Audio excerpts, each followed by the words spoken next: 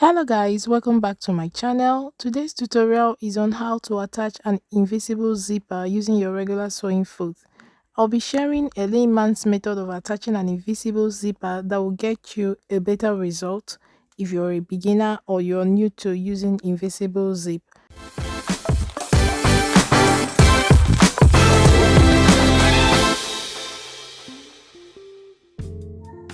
For this tutorial, I'm using a mock-up of a client skirt block, a contrasting zipper and thread so that you can have a better view of what I'm about to illustrate.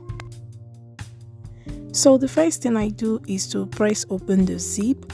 This will open up the zip and give me a better access to the place where I will run my stitches. Once that is done, this is what your zip will look like, and as you can see, the teeth has opened up and you can clearly see the line that runs beside the teeth of the zip, and that is where we'll be running our stitches.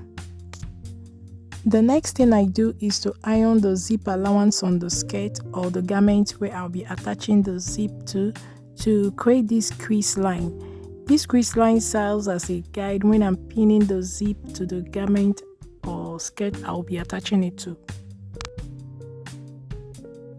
At this stage, you can also add a lightweight interfacing on the zip allowance to define your crease and stabilize the material and prevent it from any kind of stretch.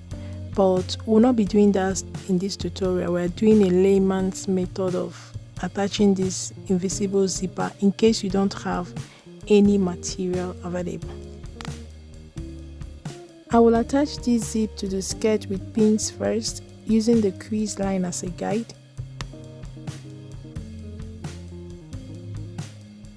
For a gown that has a joining on the waistline or a skirt that has a waistband, as we're using in today's tutorial, whereby the zip runs all the way to the waistband, I usually mark the point of joining, that is where the waistband joins to the body of the skirt, on the zip on both sides.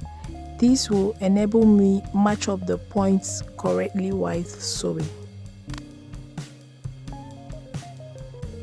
With this point that I've marked on the zip, I will match up the other side of the skirt, making sure the point I marked on the zip aligns with the point where the waistband joins to the body of the skirt, and pin it in place.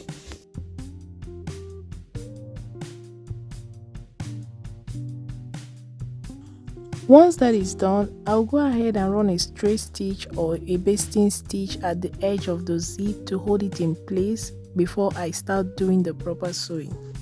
With this stitch, I'm able to remove the pins and have a better control while installing the zip. These stitches can be removed after installation, or you can as well leave it. It also gives you the opportunity to see if the waistline of the garment you're working on aligns. I will now go in and attach the zipper. At this point, I need you to pay close attention. You see where I inserted my needle on that line or ridge just beside the teeth of the zip. This is why you need to press open the zip to expose this line, and on that line is where I'll be running my stitches. I also like to leave some thread to enable me pull the zip when I'm beginning to sew it. So I'll go ahead and run my stitches on this line all the way to where I want the zip to stop. So I zoomed it in so that you can see where my needle is hitting on that line, directly on that line beside the teeth of the zip. So I'll do this on both sides of the zip. This is exactly what your stitches will look like if you follow that line beside the teeth of the zip. The line just beside the teeth of the zip when you press open your zip, as I'm showing you here. So this is how the zip turned out. It came out perfect. The points on the waistline matched. Despite using a contrasting zip on a white material, it came out perfect. I'll go ahead and finish off the bottom of the skirt. For the closing of the skirt or any garment I'm attaching the zipper on, I usually push down the head of the invisible zipper to avoid any obstruction, after which I pull to zip it close, and this gives me a flawless closure. At this point, you can go ahead and finish up your garment depending on what you're working on, either with a facing or a lining, and you're good to go. This video is for illustration, so I will not be cutting off the remaining part of the zip, but you can do that on your garment if you're working with a longer zip. And that's practically all there is to this tutorial. If you find it helpful, do not forget to give it a thumbs up, comment, share, and subscribe to my channel. A bientôt!